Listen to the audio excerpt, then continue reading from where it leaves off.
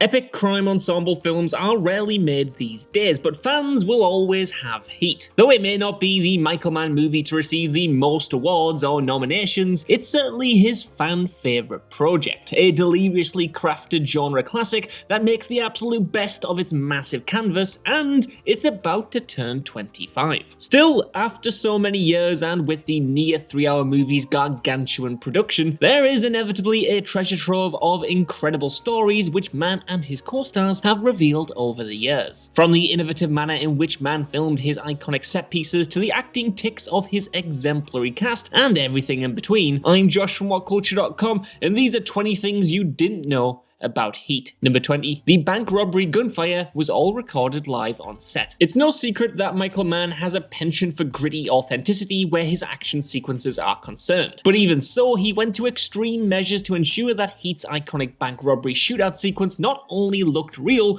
but sounded it as well. While it is common practice for movie gunfire to be dubbed during post-production, Mann wanted the movie shootout to sound totally unique in its quote-unquote realism, and so had microphones placed around the shooting location, allowing him to capture the audio live. As a result, the gunfire doesn't sound quite as cleanly post-produced as it does in most Hollywood action flicks, ensuring the audience really feels like they're down in the weeds with these characters when it all kicks off. Number 19. Harrison Ford, Mel Gibson, Nick Nolte, Jeff Bridges, and Don Johnson were all considered for the lead roles. With Mann hot off the success of The Last of the Mohicans, it's a little surprised that Heat attracted the potential casting of many A-list talents. For starters, Mann considered casting Mel Gibson and Harrison Ford in the roles of Vincent Hanna and Neil McCauley, the parts ultimately played by Al Pacino and Robert De Niro respectively. At another stage, Mann considered Nick Nolte and Jeff Bridges for the leads, and even lined up Don Johnson as a backup for both Pacino and De Niro in case one of the actors dropped out. In the end, it's impossible to imagine the film with anyone else in the leading roles, but the Gibson-Ford pairing in particular would have made for incredibly fascinating and very, very different viewing. Number 18. Michael Mann originally had no plans to direct it himself. Mann originally wrote the 180-page script for Heat way back in 1979. He first mentioned the script in a 1983 interview while professing that he had in fact no desire to direct it himself. Mann even offered the directing gig to legendary action filmmaker Walter Hill, who turned him down, and so Mann eventually adapted his original script into a 90-minute TV pilot. After filming the pilot though, Mann and NBC failed to come to terms on casting for the main series, leading the pilot being repackaged as a standalone TV movie,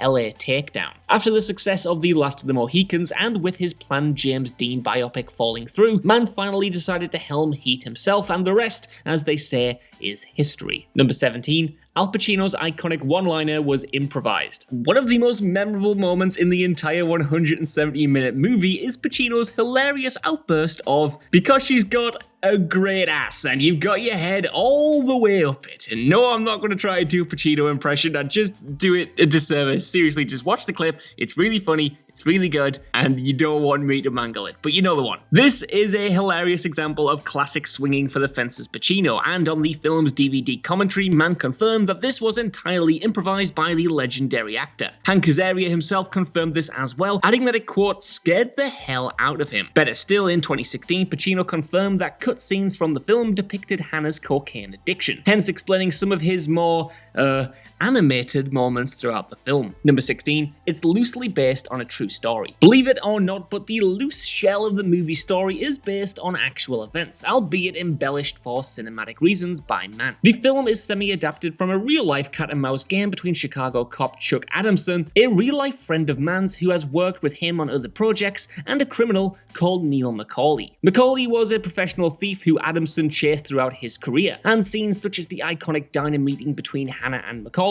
actually happened between Adamson and the real-life version of the criminal. McCauley wasn't killed in quite as dramatic a location as the LAX tarmac though, instead being gunned down by Adamson's team while he attempted to rob a grocery store. Number 15. The diner scene had no rehearsals. One of the most unforgettable scenes in the movie is the fantastic diner meetup, where Hannah and McCauley go for coffee and unload about their respective personal issues. As much as the scene seems meticulously rehearsed right down to the finest detail though, Pacino Pacino actually revealed in an interview that this was the furthest thing from the truth. In fact, De Niro insisted that it shouldn't be rehearsed at all, in order to heighten the unfamiliarity between these two characters. Mann agreed with De Niro, and so despite the dramatic importance of the scene, it was filmed with no rehearsals whatsoever. Better still, Mann shot the entire scene with cameras pointed at both actors simultaneously, allowing them to experiment while giving him enough camera coverage to cut around them as necessary. Number 14, Keanu Reeves, Johnny Depp, Brad Pitt, and Jean Reno were considered for Chris. The role of Neil's colleague Chris was eventually played quite terrifically by Val Kilmer, but a number of rising stars were also in contention for the part. Though Kilmer was always Mann's first choice, his commitments to filming Batman Forever prompted the director to sign Keanu Reeves as a backup. When Kilmer found himself able to handle the overlapping schedules of both films, however, Mann let Reeves go and brought Kilmer back aboard. Other names were also considered at various stages as well. For instance, Johnny Depp was in talks at one point, but his fee was too high, while Mann also toyed with casting both Brad Pitt and Jean Reno. Number 13, Mann put his cast through extensive weapons and character training. Mann is well known for putting his cast through rigorous boot camps before shooting starts, to ensure they're capable of operating weapons convincingly and also help them become more believably immersed in their characters. For Heat, this was no different, and the cast was given weapons and tactics training by ex-SAS soldiers Andy McNabb and Mick Gould, and Mann also arranged for the cast to go on various excursions to meet like-minded individuals. For example, Val Kilmer, Tom Sizemore, and Robert De Niro were taken to Folsom State Prison to talk to actual professional criminals, while actor Michael T. Williamson confirmed that Mann had the actors playing cops go for dinner with real LAPD detectives and their wives one night, and the actors playing criminals go for dinner with professional criminals and their wives the other night. Number 12, Michael Mann disowned the TV edit of the movie. When NBC decided to assemble a cut of the movie for TV in 1998, Mann actually offered to restore 17 minutes of cut footage in order for the film to fit a 4-hour TV time slot. The network refused this offer though, and instead decided to cut a staggering 40 minutes from the 170-minute runtime,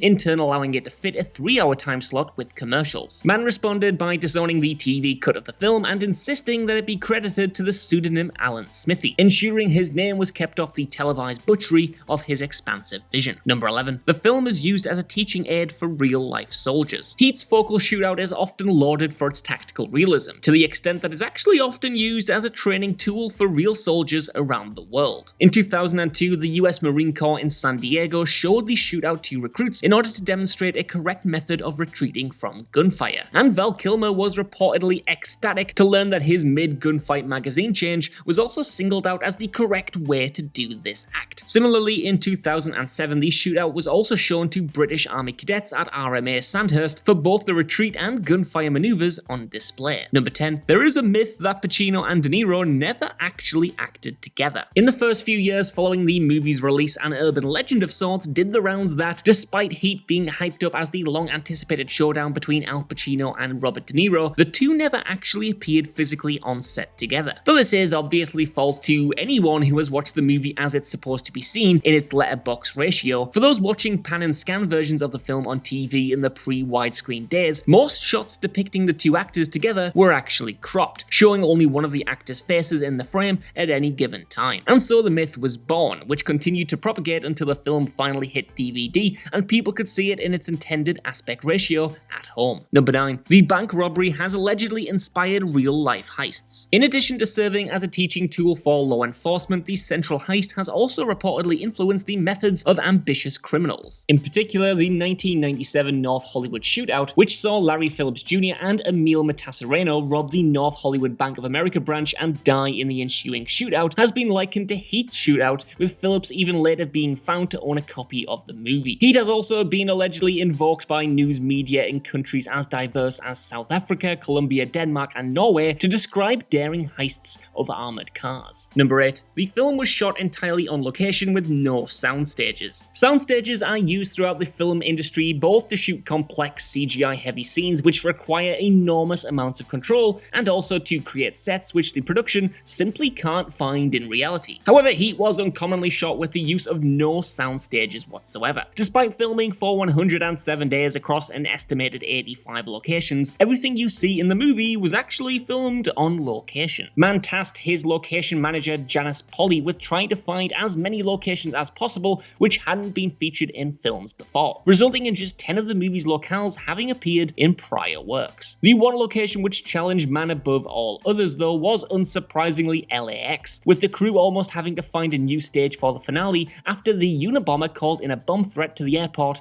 in June 1995. Number 7. A video game adaptation was announced in 2006 but was eventually cancelled. If you're a video game fan, you might vaguely remember that in 2006, future Borderlands developer Gearbox Software announced a video game based on Heat due to come out on PS3 and Xbox 360. However, 3 years later, it was revealed that Gearbox no longer had the license to make the game. In an interview, Gearbox's Randy Pitchford said, quote, "In a nutshell, we're nowhere. We have passionate game makers that would love to do it. We've got filmmakers that think it's a great idea that would love to see it done. We have publishing partners that would love to publish it, but we have no time. That's the limiting factor. Because of the situation, we're not keeping the IP locked down anymore. So if somebody else were in a spot where they could do it and everybody was comfortable with that, then conceivably that could happen. Sadly, that did not happen. Number 6. The scene of Macaulay watching the ocean view is inspired by a painting. One of the most visually remarkable moments in the movie sees Neil return to his beach home, put his gun on the table, and stare out into the sea. It's a gorgeous scene, and one alone which surely bolstered cinematographer Dante Spinotti's worthiness for an Oscar nomination, one which sadly never came. But the sequence is actually inspired by a piece of existing art, a painting to be precise named Pacific by Alex Colville. The painting similarly shows a man standing by a window taking in the ocean view, all the while a gun rests on the table behind him. Number 5. The robbery shootout was extremely tough to film. As much of a logistical nightmare as filming the ambitious robbery shootout must have been, considering the sheer number of moving parts involved, Mann had to also deal with the added stress of only being able to shoot the scene on weekends. As a result, Mann had to basically film segments of the shootout around the rest of the movie over a matter of weeks, even if you'd thankfully never sense a loss of momentum in the end product. And for an extra fun fact, the gunfight reportedly expended between 800 and 1,000 rounds per take. Number 4. The diner was a tourist attraction for almost 20 years. The aforementioned Beverly Hills restaurant where the iconic diner scene was filmed, Kate Manthellini, became an instant tourist attraction after the movie hit screens in 1995 until the location finally closed in 2014. After the film's release, the restaurant fitted a neon sign bearing the movie's title above the door,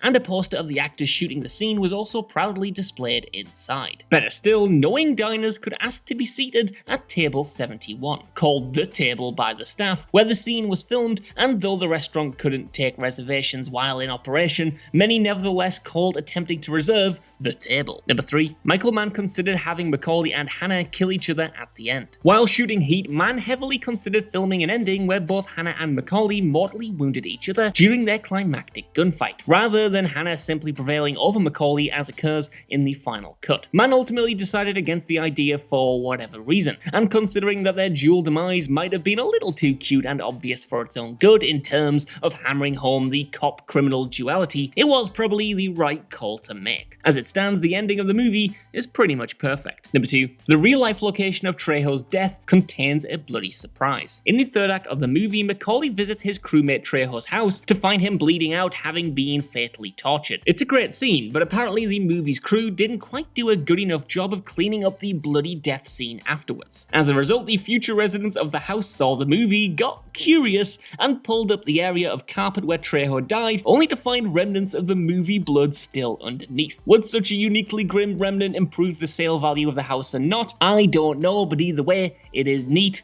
and probably a little bit scary when you first noticed it. Number 1. It had an unexpected influence on blockbuster movies years later. Though Heat was released back in 1995, it ended up having a tremendous influence on blockbuster filmmaking almost 15 years later, the impact of which is still felt to this day. Christopher Nolan had no qualms about admitting that his 2008 masterpiece, The Dark Knight, was heavily inspired by the style and tone of Heat, perhaps best realized by the Joker's instigating heist sequence, not to forget the knowing casting of Heat actor William Fichtner as the bank's manager. In addition to Nolan's own penchant for practical-minded blockbuster action, the more recent Sam Mendes-directed Bond films opted for a more on-the-level filmmaking style, as well as the Matt Reeves-directed Planet of the Apes films, despite their reliance on stunning visual effects. While Mann can't be solely credited with the success of these more measured blockbuster films, he absolutely deserves credit for lighting the spark that led to them. So that's our list. I want to know what you guys think down in the comments below. How many of these facts did you already know? And are there any interesting interesting ones that I missed off here. Either way, while you're down there, could you give us a like, share, subscribe, and head over to whatculture.com for more lists and news like this every single day. Even if you don't, though, I've been Josh, thank you for watching, and I'll see you soon.